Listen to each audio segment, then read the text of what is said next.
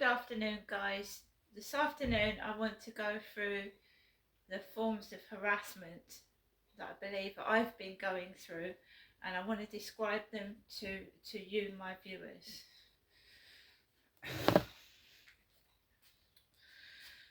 Common forms of harassment and bullying.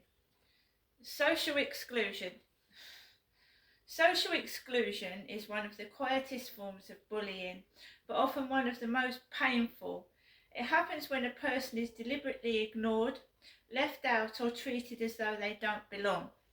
This can happen in schools, workplaces, online communities, families, or neighbourhoods. Examples include people suddenly going silent when someone enters a room, group chats excluding one person, deliberately avoiding eye contact, making someone feel invisible, refusing to acknowledge a person's presence. The goal is often emotional isolation. Over time, the victim can begin doubting themselves and withdrawing socially. Intimidation.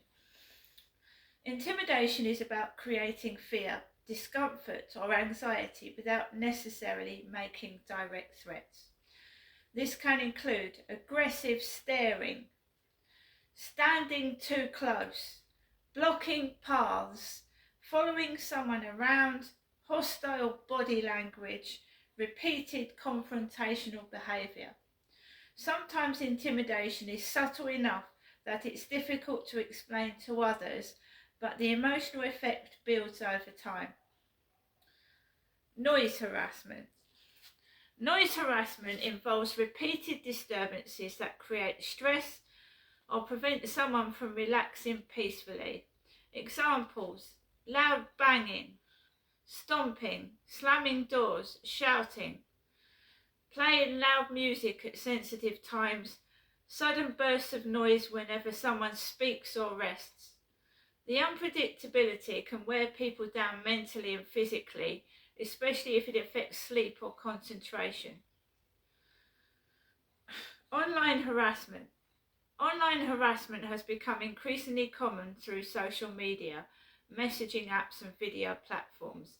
This may involve troll comments, fake accounts, impersonation, swarm harassment, repeated unwanted messages, public humiliation online.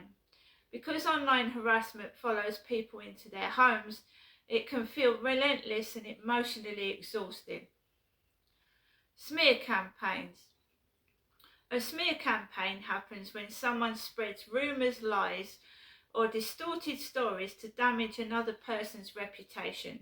Examples: gossiping behind someone's back, twisting conversations, presenting someone as unstable or difficult, turning mutual acquaintances against them.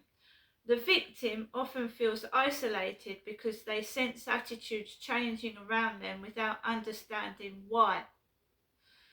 Property interference.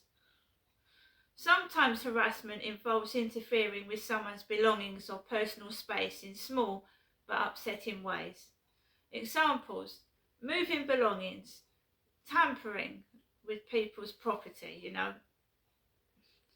touching parcels, rearranging items, damaging property, repeated nuisance behaviour. Even when minor, repeated interference can make a person feel watched or unsettled in their own environment. Workplace and school bullying. Bullying in workplaces or schools often involves repeated humiliation or attempts to undermine confidence. Examples: mocking someone publicly, talking over them, excluding them from activities, deliberately embarrassing them, singling them out unfairly, encouraging group ridicule. Victims often begin dreading attendance and may lose confidence in themselves. Street intimidation. Street intimidation involves behaviour in public designed to unsettle or discomfort another person. Examples: hostile staring, deliberately invading someone's personal space, mocking behaviour, following or loitering nearby, making provocative comments, creating uncomfortable situations. This type of behaviour can make ordinary activities feel stressful or unsafe.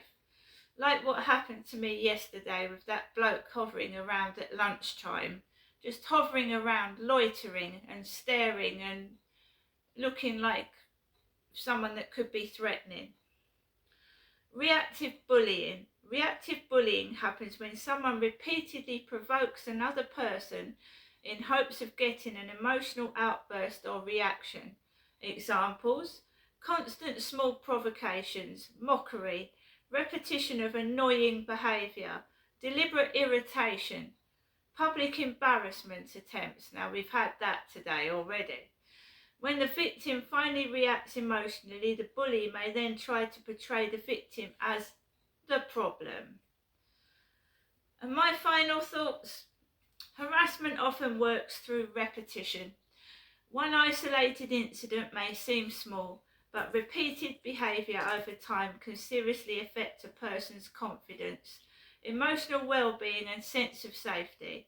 Recognising these patterns is important because nobody deserves to feel intimidated, isolated or emotionally worn down. So that is some of the types of harassment that I have been going through personally or have done in the past, and I wanted to share them with you today. See you later.